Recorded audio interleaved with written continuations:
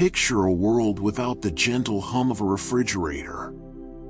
No bright light spilling out when you open the door at midnight.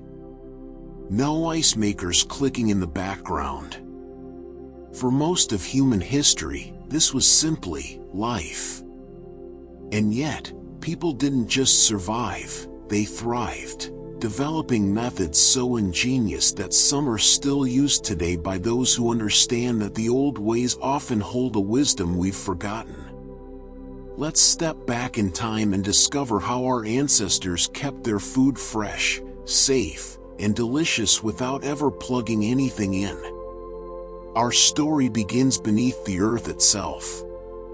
Long before anyone dreamed of electric cooling, people noticed something remarkable. Dig down just a few feet, and the temperature stays remarkably constant, cool in summer, moderate in winter.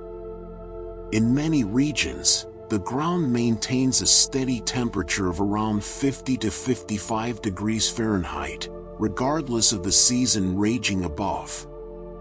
This observation led to one of humanity's most enduring food preservation methods, the root cellar. These weren't just simple holes in the ground. They were carefully engineered spaces, often dug 10 to 12 feet deep, with stone or brick walls that helped regulate moisture and temperature. Families would spend late summer preparing their cellars for the harvest season. They'd check for cracks, ensure proper ventilation, and sometimes spread fresh sand on the floor. When autumn arrived and the gardens overflowed with potatoes, carrots, turnips, and beets, these underground chambers became treasure vaults of sustenance. But here's where the real cleverness came in. Different foods needed different conditions, so root cellars were often divided into sections. Potatoes and root vegetables preferred it cool and slightly humid, around 85 to 90% humidity, which prevented them from drying out and shriveling. They could last 4 to 6 months this way, well into the deep winter when gardens lay dormant under snow. Apples, however, were more particular. They needed it cold and humid, but they also released ethylene gas as they aged, a natural substance that could cause other produce to ripen and spoil faster. Smart homesteaders learned to store apples in a separate section or even a different room entirely. Now, while root cellars solved the problem of storing vegetables and fruits, what about milk, butter, and fresh meat? For this, our ancestors turned to flowing water. The springhouse was a small building constructed directly over a cold water spring or along a swift-flowing stream. Inside, the floor would be partially submerged, creating a shallow channel where cold water flowed continuously. The temperature in these structures typically stayed between 45 and 55 degrees Fahrenheit, cold enough to slow bacterial growth significantly, yet not so cold as to freeze. Imagine a farm wife in the 1800s carrying a fresh pail of milk to the springhouse. She'd pour it into wide, shallow pans and set them directly in the cold running water. Over the next day, cream would rise to the surface, which she'd skim off for butter making. The remaining milk could stay fresh for several days this way, a remarkable feat in an era when milk would spoil in hours if left at room temperature. Butter, once churned, would be packed into crocks and placed in the coldest part of the springhouse. In particularly well-designed springhouses, butter could remain fresh for weeks. Fresh meat, the chicken just butchered, or fish caught that morning, would be wrapped in clean cloth and submerged in the cold water, buying precious time before it needed to be cooked or preserved by other means. The springhouse represented a partnership with nature, constant, clean, cold water working tirelessly, day and night, to keep food safe. But what if you lived nowhere near a spring? What if you wanted something even colder than the earth or flowing water could provide? For this, people turned to winter itself. The ice house was perhaps the most labor-intensive but also the most effective method of pre-refrigeration cooling. During the depths of winter, when lakes and ponds froze solid, entire communities would gather for the ice harvest. Men with special saws would cut huge blocks of ice, some weighing 100 pounds or more, from frozen bodies of water. These blocks were then transported to specially built ice houses, thick-walled structures, often partially underground, with walls insulated by sawdust, straw, or even seaweed in coastal regions. The insulation could be packed a foot thick or more around the walls. Layer by layer, the ice blocks would be stacked inside, with more sawdust packed between each layer and around the edges. When done properly, this stored ice could last well into summer, sometimes even into the following autumn. A well-maintained ice house could keep ice for 8 to 10 months, providing a source of genuine cold long after winter had released its grip on the land.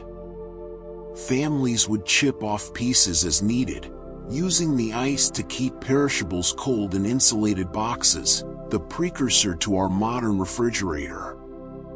The ice harvest was an investment in the future, a way of borrowing from winter's abundance to survive summer's heat. These three methods, the root cellar, the springhouse, and the ice house, formed the foundation of food preservation for countless generations. But they were just the beginning. Our ancestors had many more tricks hidden up their sleeves. Cold storage was ingenious, but it had its limits. Root cellars eventually emptied. Ice houses ran out. Springs could only keep food fresh for so long. So our ancestors developed another strategy entirely. Don't just slow down decay, stop it altogether. Transform the food itself into something that time cannot touch. Let's explore the ancient arts of preservation that didn't rely on cold at all, but on salt, smoke, sun, and human ingenuity. Salt was once so valuable that Roman soldiers were paid in it, the origin of the word salary. And for good reason, salt was liquid gold when it came to preserving food. The principle was beautifully simple. Bacteria need moisture to survive and multiply, and salt is extraordinarily good at pulling moisture out of food through a process called osmosis. When meat or fish was packed in salt, the salt would draw out the water, creating an environment where harmful bacteria simply couldn't thrive. A piece of pork packed properly in salt could remain edible for an entire year or more. In colonial America, families would slaughter hogs in late autumn when the weather turned cold. The timing was crucial, cool enough to prevent spoilage during the butchering process, but before the deep freeze of winter set in. They'd cut the meat into manageable pieces, then pack it in large wooden barrels, layering salt between each piece. Some families used a ratio of about 1 pound of salt for every 10 pounds of meat. But salt preservation wasn't just about dumping salt on meat.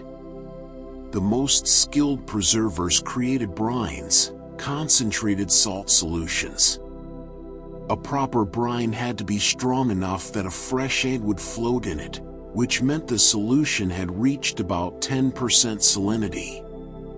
Hams, bacon, and whole fish would be submerged in these brines, sometimes for weeks, absorbing the salt deep into their tissues. The result? Food that could survive voyages across oceans, that could feed families through harsh winters, that could be stored in the pantry without any cold storage at all. Salt fish sustained Vikings on their explorations. Salted pork fed armies. It was preservation you could depend on. Not far from the salt barrel, you'd often find another preservation marvel, the smokehouse. Smoking food accomplished two things at once. First, it dried the food through gentle, sustained heat. Second, the smoke itself contained compounds that were actively antibacterial, natural preservatives created by burning wood.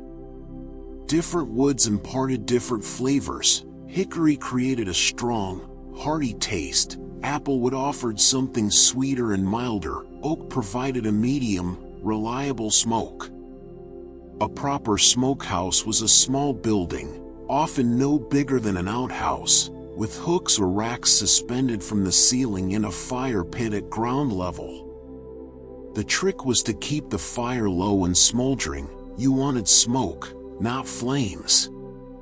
Hot smoking, done at temperatures between 100 and 140 degrees Fahrenheit, would cook the meat while smoking it, and it needed to be done for 6 to 8 hours.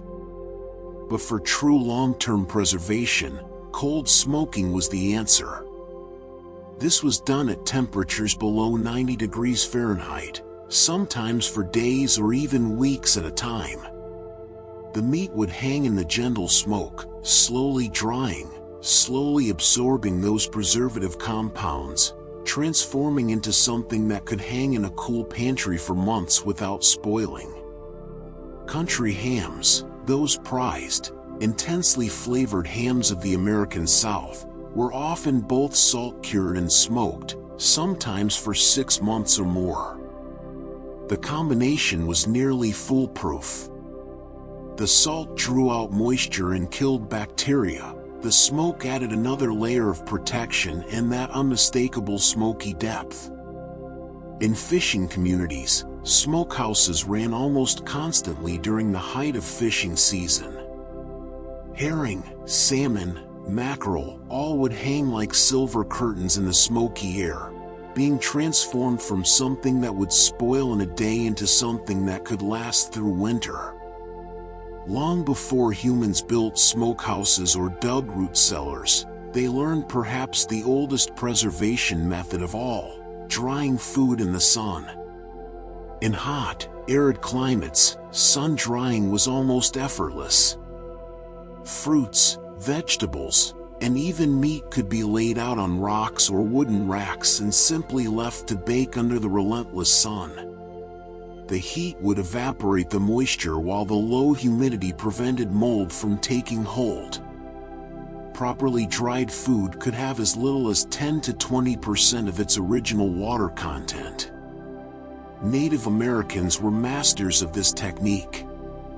They created pemmican, a concentrated survival food made from dried meat pounded into a powder, then mixed with rendered fat and sometimes dried berries. Packed into leather bags, pemmican could last for years without refrigeration. It was so effective that Arctic explorers and fur traders adopted it as their primary food source for long expeditions. In Mediterranean regions, tomatoes were halved, salted, and laid out on rooftops to dry in the intense summer sun. Grapes became raisins. Plums became prunes. Apricots, figs, dates, all surrendered their water to the sun and became portable, stable sources of concentrated nutrition and sweetness. The beauty of sun drying was its simplicity. No special equipment needed.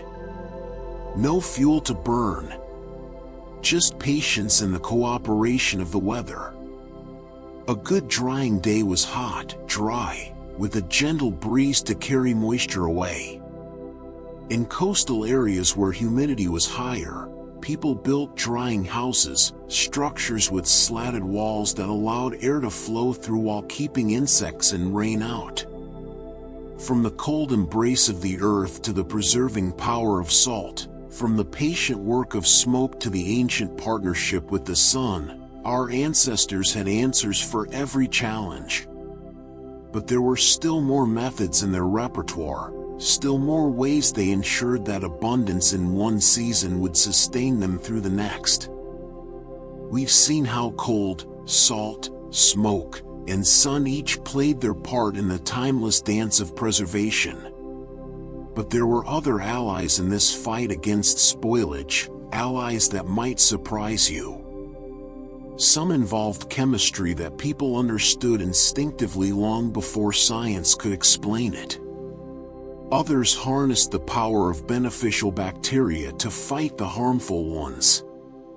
And some methods were so simple, so elegant, that they almost seemed too easy to work. Let's continue our journey into the wisdom of preservation.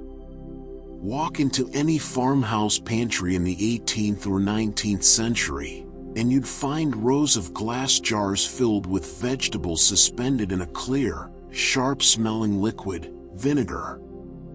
Pickling, preserving food in acidic solutions, was one of the most reliable methods our ancestors had. The principle was straightforward.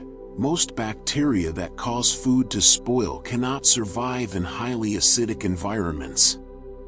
Vinegar, with its acetic acid content, creates a pH level of around 2.4 to 3.4, which is far too acidic for harmful bacteria to multiply.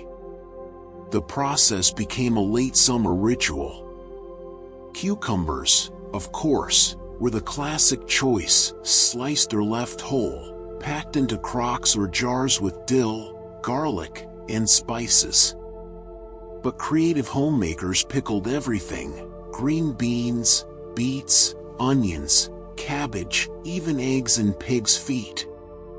A solution of 1 part vinegar to 1 part water, brought to a boil with salt and sugar, would be poured over the vegetables packed tightly in jars. What made pickling especially valuable was its versatility.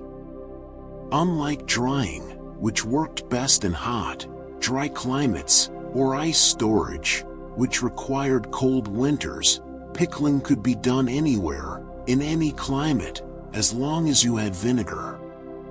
And vinegar itself was easy to make. It was simply wine or cider that had been allowed to ferment further, transforming alcohol into acid. Pickled foods could last for years if stored properly in a cool, dark place. The acidity not only prevented bacterial growth but also helped maintain the vegetable's crisp texture. Opening a jar of pickles in the dead of winter was like opening a time capsule of summer's abundance, the flavors bright and sharp, a welcome contrast to the heavy salted meats and root vegetables that dominated winter meals. But here's where food preservation gets truly fascinating. Sometimes, the best way to preserve food is to let it rot. Well, not exactly rot, ferment. Fermentation is controlled spoilage, guided by beneficial bacteria that transform food in ways that make it both safe and delicious. The most famous example is sauerkraut, cabbage that has been salted and left to ferment in its own juices. The process was almost magical in its simplicity. Freshly harvested cabbage would be shredded, then mixed with salt, typically about 2 to 3 tablespoons of salt per 5 pounds of cabbage. The salt would draw moisture out of the cabbage, creating a brine, while also preventing harmful bacteria from taking hold. Then came the waiting. The salted cabbage would be packed into large crocks, sometimes huge vessels that could hold 40 or 50 pounds, and weighted down to keep the cabbage submerged beneath its own liquid. Over the next several weeks, beneficial bacteria called lactobacilli would begin their work, consuming the natural sugars in the cabbage and producing lactic acid as a byproduct. This lactic acid was the key. As it accumulated, the pH of the brine would drop lower and lower, eventually becoming acidic enough to prevent any harmful bacteria from surviving. Properly fermented sauerkraut could last for months, even in relatively warm conditions. In fact, before refrigeration, barrels of sauerkraut were a staple on long sea voyages because they provided not just preserved food, but also vitamin C that helped prevent scurvy. The same principle applied to other fermented foods: kimchi in Korea, pickles fermented in brine rather than vinegar, even dairy products like cheese and yogurt. Fermentation was humanity's partnership with beneficial microorganisms, tiny allies working to preserve food while making it more nutritious and flavorful. Sometimes preservation wasn't about transformation at all, it was about isolation. And one of the most effective barriers between food and the air that would spoil it was fat. This method was called potting, and it was particularly popular in Europe for preserving cooked meats. The process began with meat that was thoroughly cooked, often shredded or pounded into a paste while still warm. This cooked meat would be packed tightly into earthenware pots or crocks, pressed down to eliminate any air pockets. Then came the seal, a thick layer of rendered fat, lard, tallow, or clarified butter, would be poured over the top while still liquid and hot. As it cooled, it would solidify into an airtight barrier, sometimes half an inch thick or more. This fat seal accomplished something crucial: it prevented oxygen from reaching the meat. Without oxygen, most spoilage bacteria couldn't survive. The fat also contained very little moisture, creating a dry environment at the surface that discouraged bacterial growth. Potted meats could last for several months in a cool pantry. The most famous version was probably French confit, duck or goose legs cooked slowly in their own fat, then stored submerged in that same fat. When you wanted to eat it, you'd simply scrape away the fat seal, remove the portion of meat you needed, then reseal the remainder with fresh fat. In Ireland and parts of Britain, butter itself was sometimes preserved this way, not with a fat seal, but by being buried in peat bogs. The cool, acidic, oxygen-poor environment of the bog created perfect conditions for preservation. Archaeologists have found bog butter that was thousands of years old, still technically edible, though whether it tastes good is another question entirely. We've talked about salt drawing moisture from food, but salt wasn't the only substance with this power. Sugar worked in much the same way, and it tasted far better on fruit. Jams, jellies, and preserves were the sweet sisters of salt preservation. When fruit was cooked with sugar in roughly equal proportions, sometimes even more sugar than fruit, the sugar would bind with the water molecules, making that moisture unavailable to bacteria.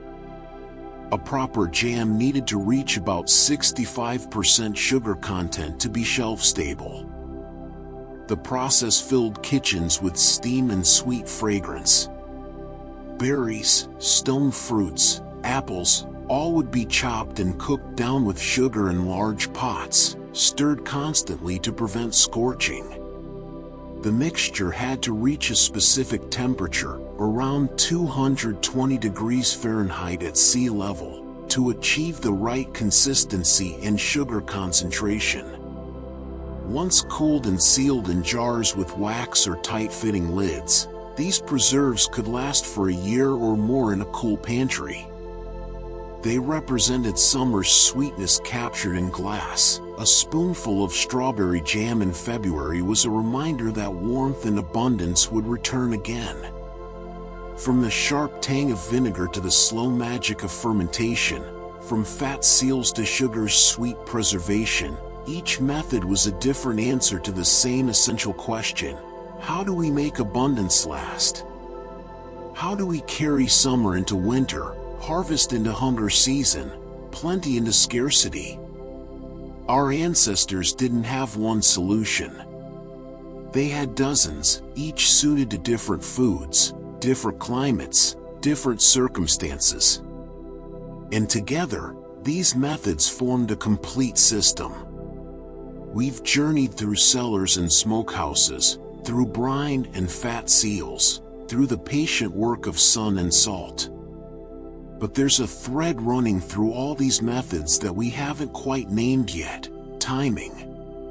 Our ancestors didn't just preserve food, they lived by a calendar written by nature itself, a rhythm of seasons that told them exactly when to harvest, when to store, and when to transform. Let's explore how the calendar and the cleverness of seasonal timing became preservation methods in themselves.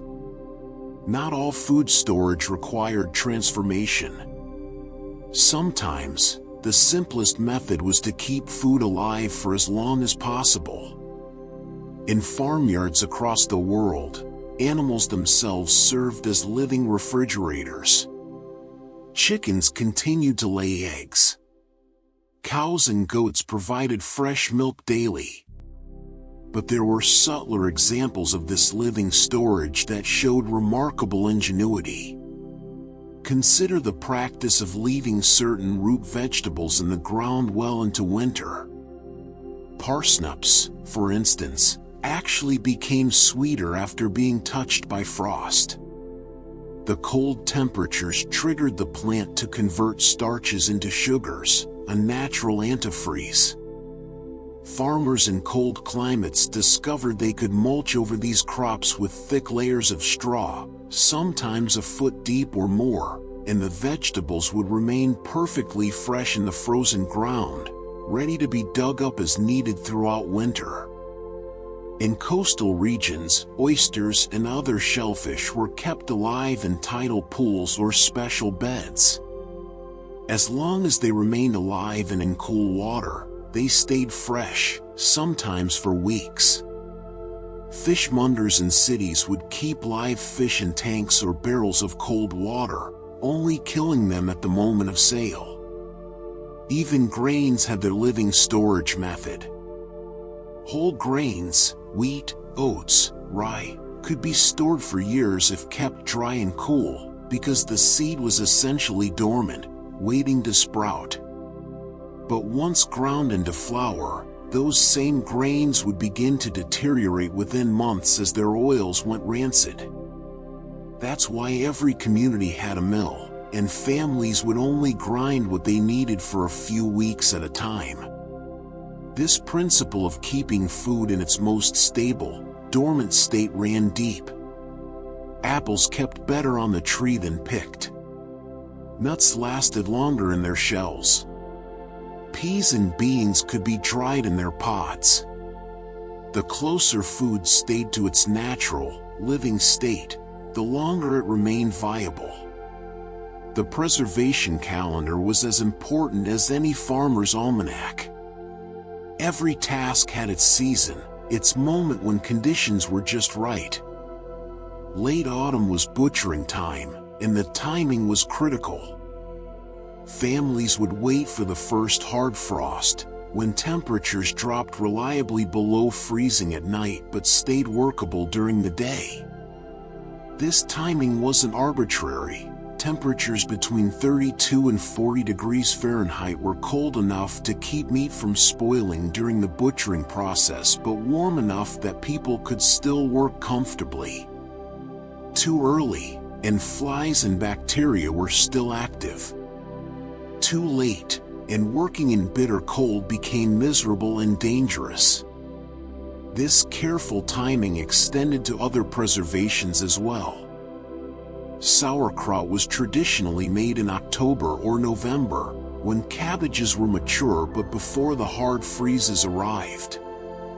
The cooler autumn temperatures, typically between 65 and 75 degrees Fahrenheit, were ideal for fermentation, allowing the beneficial bacteria to work at just the right pace.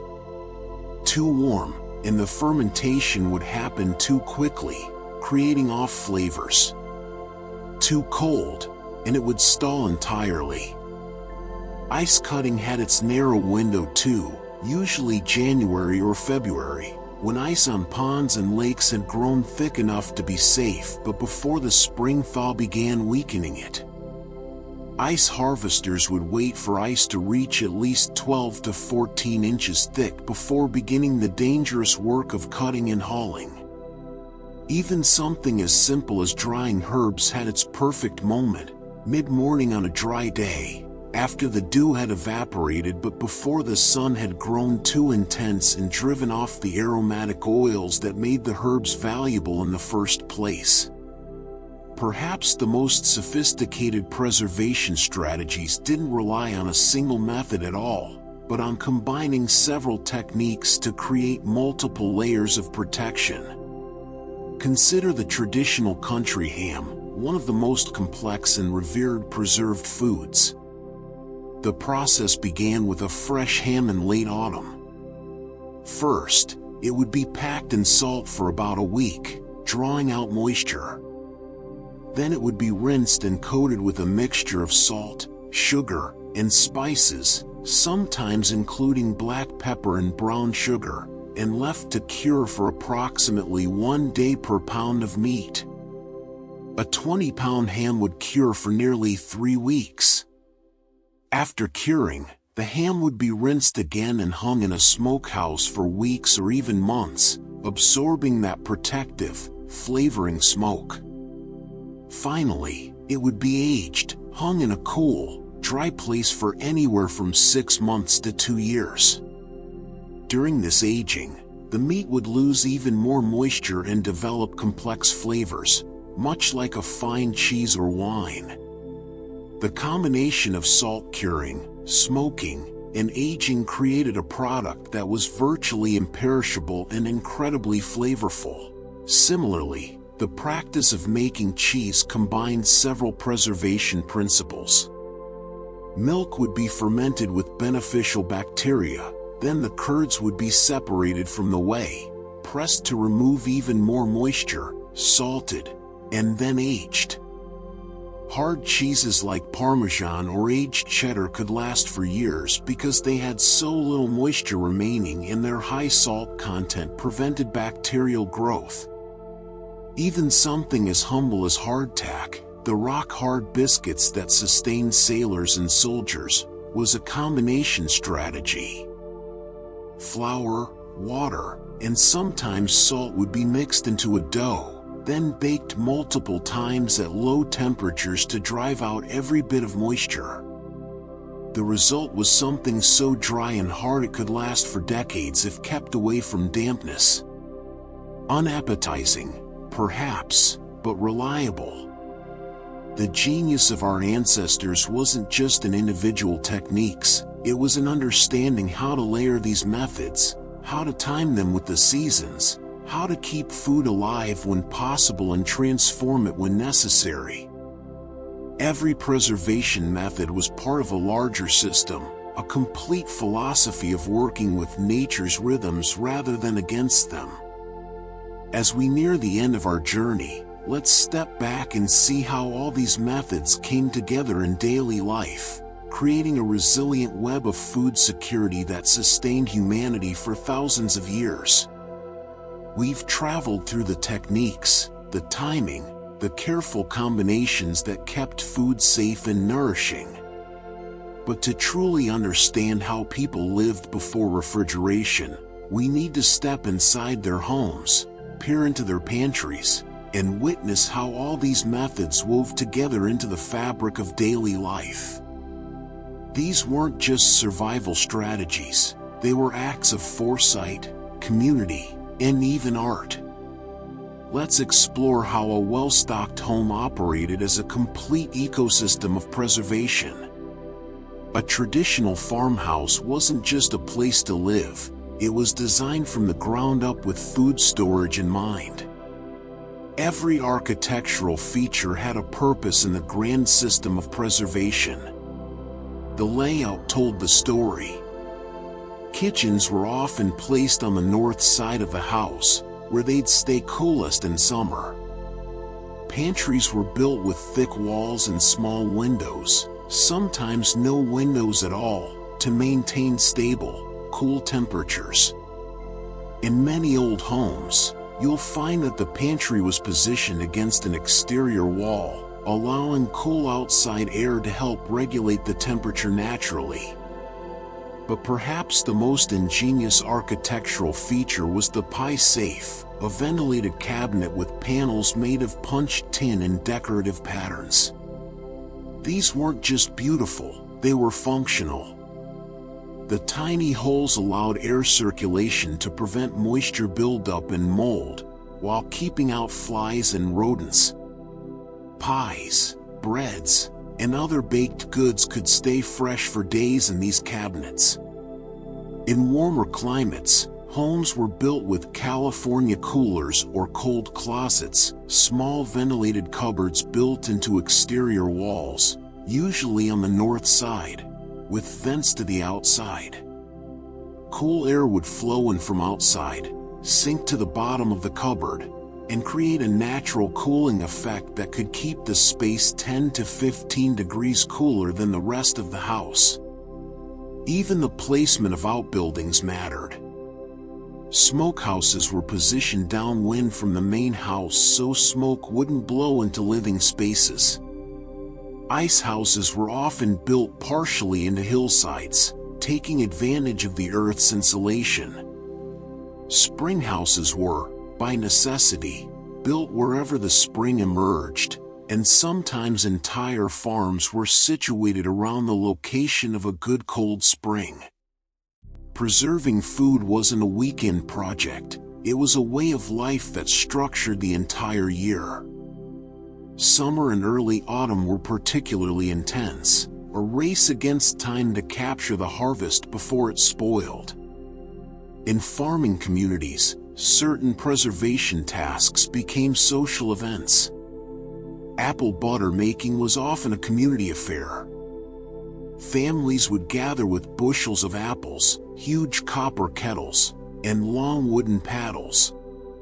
The apples would cook down for hours, sometimes 12 to 18 hours of constant stirring, transforming into a thick, dark, intensely flavored spread. The work was tedious, but shared among many hands and accompanied by conversation, music, and fellowship, it became celebration rather than drudgery. Similarly, corn husking bees brought communities together. Neighbors would gather to husk corn for drying or for making hominy. A good team could process hundreds of ears in an evening, and the work was often turned into a game. Finding a red ear of corn might win you a kiss or a prize. But much of the preservation work fell to the women of the household, and their workload during harvest season was staggering. A farm wife might spend weeks doing nothing but canning, pickling, and preserving.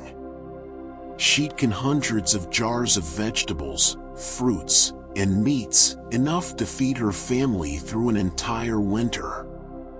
A family of 6 might put up 400 to 500 jars for the winter months.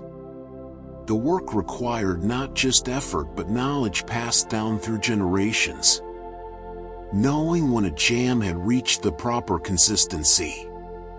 Recognizing when fermentation had progressed far enough. Understanding which apples stored longest and which needed to be eaten first. Once food was preserved and stored, the work wasn't over. Winter storage required constant vigilance and ongoing management. Root cellars needed regular inspection. Someone had to go down every week to check for signs of spoilage. A rotting potato could ruin an entire barrel if not removed quickly. Apples had to be examined individually. There was truth to the saying, one bad apple spoils the barrel, because a single rotting apple releases ethylene gas and mold spores that accelerate decay in its neighbors. Temperature management was critical and required attention to detail. If a cold snap was coming, root cellar vents might need to be closed to prevent freezing. If a warm spell hit, they'd need to be open to prevent the space from warming too much. The ideal root cellar temperature hovered right around 35 to 40 degrees Fahrenheit, cold enough to slow decay but warm enough to prevent freezing. Stored grains required their own special attention. They had to be kept absolutely dry. Even a small amount of moisture could lead to mold or germination. Grain bins were often lined with wood ash or lime, which absorbed excess moisture and deterred insects. Every few weeks, grain would be turned, scooped from one container to another to aerate it and check for signs of weevils or other pests. Salted meats hanging in the pantry needed monitoring too.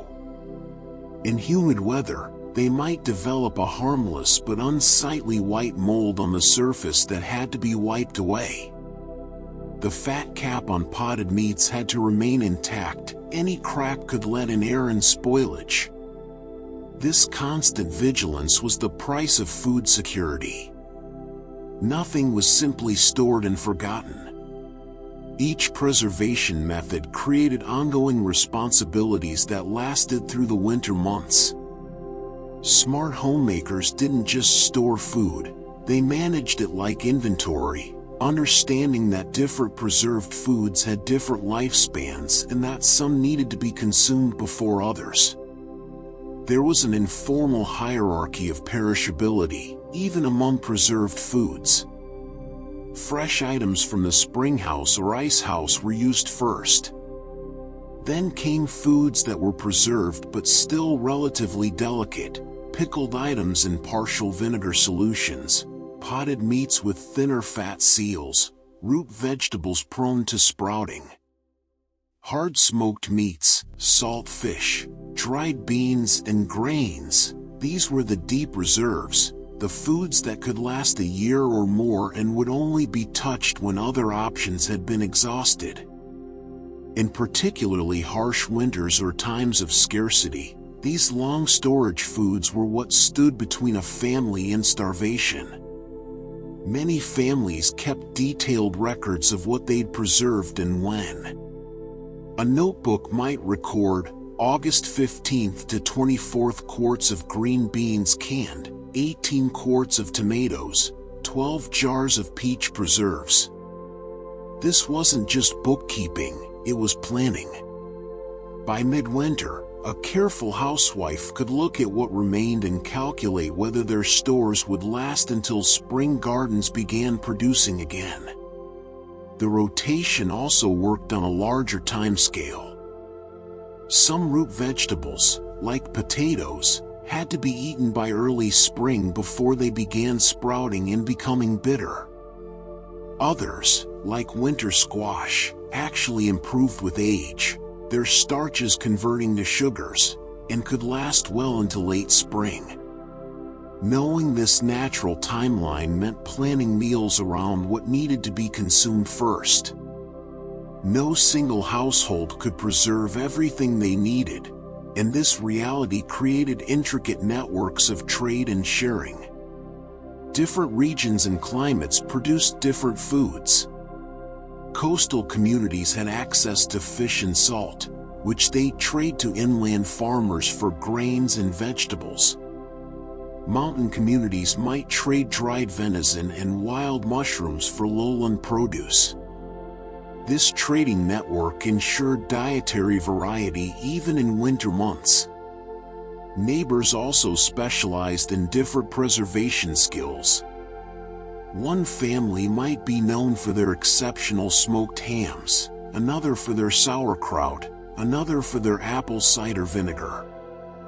These specializations weren't just matters of pride, they were tradable commodities in communities where cash was often scarce. Some preserved foods became valuable trade goods precisely because of their shelf stability. Hard cheeses could travel for weeks without spoiling. Dried cod, salt cod, was so stable and valuable that it became a major trade item, fueling Atlantic commerce for centuries. Ships could carry it across oceans knowing it would arrive in perfect condition. Even within families, preservation knowledge was currency. A daughter learning her mother's recipe for a particular pickle or preserve wasn't just learning cooking, she was inheriting wealth, knowledge that would help her feed her own family one day. From the carefully designed pantry to the constant winter vigilance, from the social bonds of preservation work to the trade networks it created, food storage before refrigeration was never just about technique. It was about community, foresight, and a deep relationship with the rhythms of nature.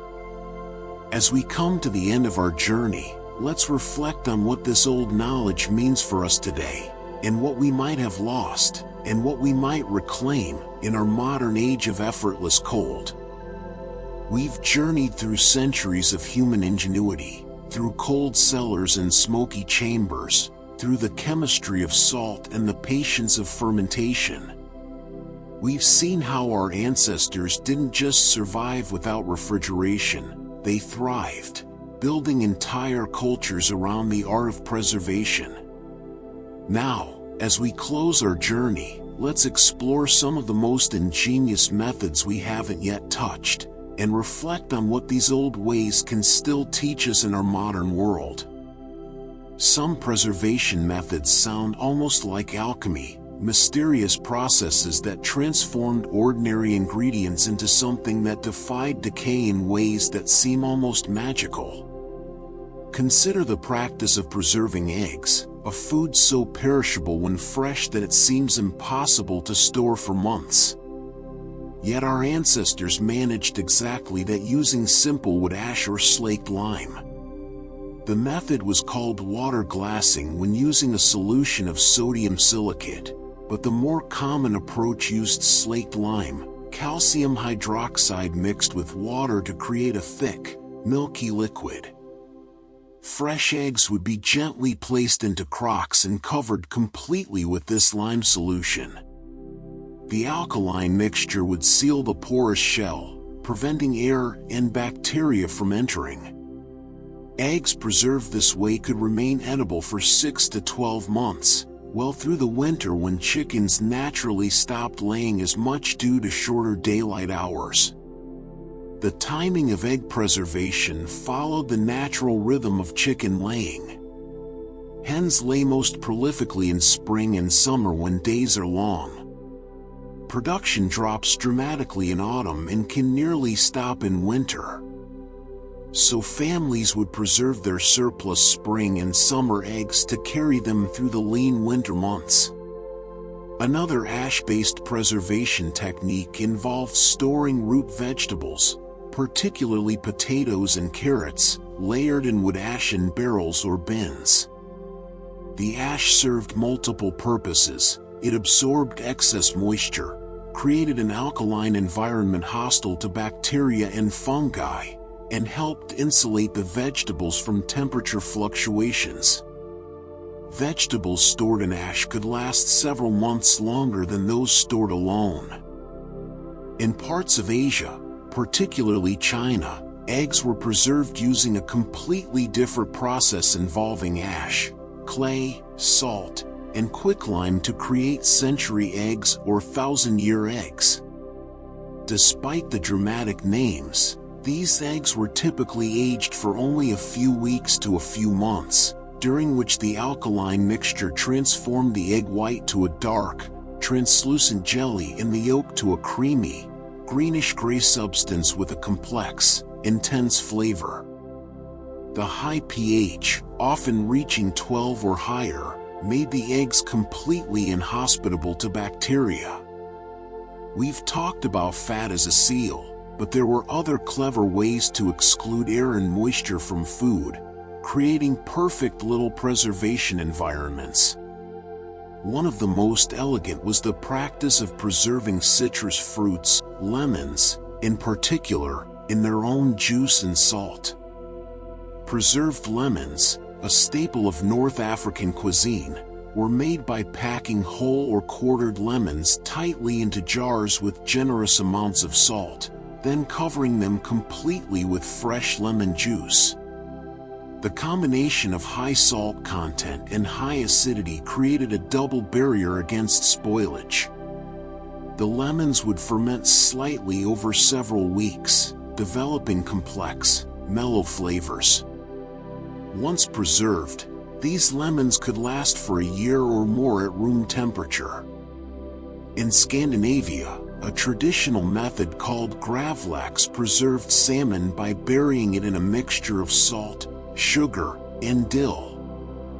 The word literally means buried salmon. Originally, the salted fish was actually buried in the ground near the sea, where cool, stable temperatures would allow it to cure slowly. The modern version skips the burying but keeps the salt-sugar cure, which draws out moisture while adding flavor. A properly cured gravlax could last for a week or more even without refrigeration. Another air exclusion method involved sealing foods and rendered animal fat, not just as a top layer, but completely submerged. French rillettes, shredded meat preserved in fat, would be packed into jars with absolutely no air pockets, then topped with a thick layer of additional fat. The complete absence of air meant that anaerobic conditions prevented most bacteria from multiplying. Even something as simple as storing butter in salt water, a method common in Irish and Scottish households, was a form of exclusion preservation. Butter would be kneaded with salt, formed into blocks, and placed in crocks of brine. The salt drew out any remaining moisture from the butter while the brine excluded air. Butter preserved this way could last for months and was sometimes aged intentionally, developing strong, complex flavors that were highly prized. Behind all these techniques was an incredible body of knowledge, passed down through generations with the kind of precision that we now associate with scientific formulas. Experienced preservers developed an almost intuitive understanding of their craft. They could tell by touch when a ham had been salted enough. They could judge by smell when fermentation had progressed to the perfect point. They knew by the sound, yes, the sound, when a jar had sealed properly. When using wax or paraffin to seal jam jars, a proper seal would make a particular hollow sound when tapped with a fingernail. This knowledge was predominantly held by women, who managed the household food supply and made daily decisions about what to preserve, when to preserve it, and when to use stored foods. In many cultures, a young woman's skill at preservation was considered as important as any dowry, perhaps more so, because it represented the ability to keep a family fed through hard times. Recipe books from the 18th and 19th centuries read very differently from modern cookbooks. Instead of precise measurements and temperatures, they offered guidance like cook until it sheets from the spoon or add salt enough to float an egg or bury an ash to the depth of a man's hand. These weren't vague instructions, they were precise directions to anyone who had been trained in the art of preservation. Communities also had their seasonal markers that told them when to begin certain preservation tasks. When the pawpaws fell, it was time to gather walnuts. When the first frost touched the pumpkins, it was time to butcher. When the wild persimmons softened, winter was truly coming. This phenological knowledge, reading nature's signs, was as important as knowing any specific technique. Specialized preservation knowledge sometimes became valuable enough that people guarded it as trade secrets. A particular family's method for curing ham or making cheese might be kept within the family for generations, a source of reputation and income. When the first refrigerators began appearing in homes in the 1920s and 1930s, they promised liberation from the endless cycle of preservation work. And in many ways, they delivered. No more monitoring root cellars. No more constant vigilance. Just plug it in, and your food stays cold. But something was lost too. We lost the deep seasonal connection, the understanding that autumn abundance must sustain us through winter scarcity. We lost the community bonds formed through shared preservation work. We lost much of the knowledge itself, as families stopped teaching their children to can, cure, and ferment. Perhaps most significantly, we lost resilience. A modern household depends entirely on an uninterrupted supply of electricity and a functioning supply chain. When either fails, during a power outage or a supply disruption, many people find themselves helpless, watching food spoil with no idea how to prevent it. Yet there's a growing movement of people rediscovering these old methods. Not because they have to, but because they choose to. Home fermentation has become popular again. Kombucha, kimchi, sourdough bread. People are building root cellars and learning to can. Farmers' markets buzz with conversations about preservation techniques.